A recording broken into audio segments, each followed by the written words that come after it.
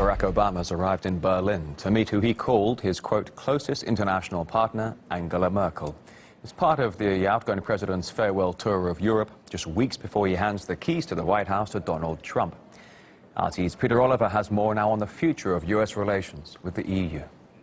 This was set to be something of a victory lap around Europe for Barack Obama. However, the results of last week's US election have changed the tone somewhat. He was in Greece on Wednesday and he seemed to have to be really trying to reassure people that not too much would change. Well, what that reassurance didn't help was the riots that he was greeted with. Some really unsavoury scenes on the streets of Athens. People shouting "Yankee, go home" at the US president, Molotov cocktails thrown, and riot police attacked with bats.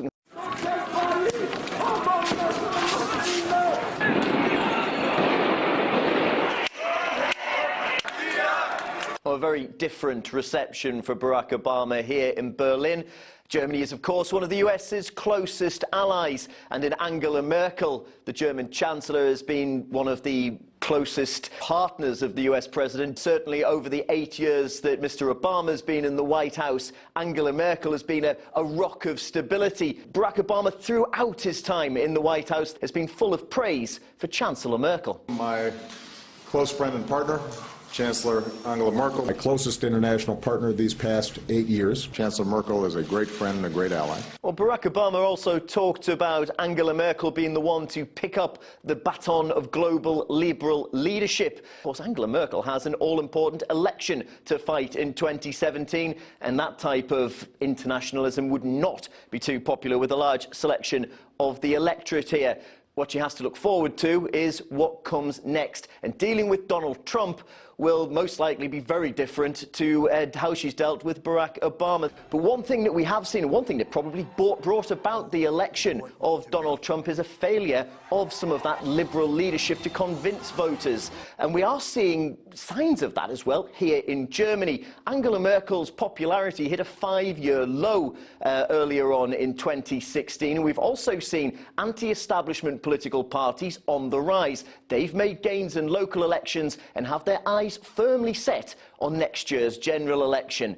Now, speaking to some people here on the streets of Berlin, many aren't too impressed by the legacy that Barack Obama will leave, and also not too keen on looking forward to Angela Merkel picking up that baton. This will be a disaster for us. Just look around what she has done here. She destroyed our relations with Russia. She let in over 1.5 million people against our existing laws. She broke the law, and not just a bit. She let over 1 million in without asking the population. There are too many refugees. Germany can't take any more. Therefore, something has to change. She should go. It is time for Merkel to be voted out. People are very unhappy. They are unhappy with various policies, family policies, refugee policies, unemployment. People are not being listened to. They live in a bubble. They have no connection to the people. This situation has nothing to do with democracy. I hope that in 2017 she will be voted out. Barack Obama's last foreign tour comes as Donald Trump's expected victory threatens to, fuel popular electoral revolts across Russia. I should say the unexpected victory, excuse me. We have spoken to several experts here on the channel. They believe that Europe's establishment now needs to watch its back. I believe that Donald Trump will do just as well to take on board someone like Nigel Farage to help him steer his way through the European economy and have Britain leave the European Union but still continue to trade. Now, all the other EU leaders are coming on board, the likes of Geert Wilders, Marine Le Pen. They have something to actually go for. Real people say, actually, you know what, I'm worried about immigration. You know what, I'm worried about the impact on the economy of what's going on in my country. Is not racist, it's not xenophobic. And the voters of outside the Washington Beltway that you referred to, you know, they're sick to death of being talked down to. And the same thing happens here in Britain. People who live outside Westminster, who are not part of this cosy liberal elite, saying, I am sick and nobody listening to me. What's really happened in the U.S. is the same that's happening over there in Italy, with the populist movement, with the Five-Star movement, with Le Pen's movement in France, with the AfD party in Germany. with the Freedom Party in Austria. What it is, it's an anti-elite movement. Meanwhile, European countries need to start thinking of their own nuclear security plans following Trump's victory. That's according to a senior German lawmaker. And the words come despite Barack Obama trying to reassure the continent of Trump's commitment to both NATO and Europe. RT's Caleb Mopan reports. The North Atlantic Treaty Organization has long been an almost unquestioned aspect of U.S. foreign policy. The new president-elect, Donald Trump, has indicated that this could soon change. Either they pay up, including for past deficiencies, or they have to get out. And if it breaks up NATO, it breaks up NATO. During the campaign season, Donald Trump played down Washington's need to serve as the world's peacekeeper, instead focusing on domestic issues. So you're really suggesting the United States should decrease its role in NATO? Not decrease its role, but certainly decrease the kind of spending. We are spending a tremendous amount in NATO, and other people proportionately less. No good. But the kind of money, look, we owe $19 trillion. We can't afford to do all of this anymore. NATO has set a defense spending target for its member states at 2% GDP.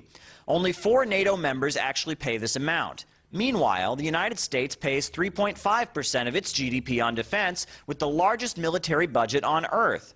The message of Trump's campaign has been no more freeloading. I haven't given lots of thought to NATO, but 2 things. Number one, the 28 countries of NATO, many of them aren't paying their fair share. They do not focus on terror. While Obama has been reassuring his European allies that Donald Trump is committed to protecting Europe. He expressed a great interest in maintaining our core strategic relationships. And so one of the messages I will be able to deliver is his commitment to NATO. They simply don't seem convinced, leaving those across the Atlantic fearing another period of U.S. isolationism. It's true the election of Donald Trump risks upsetting the balance between the two continents. The transatlantic alliance and NATO alliance is called into question.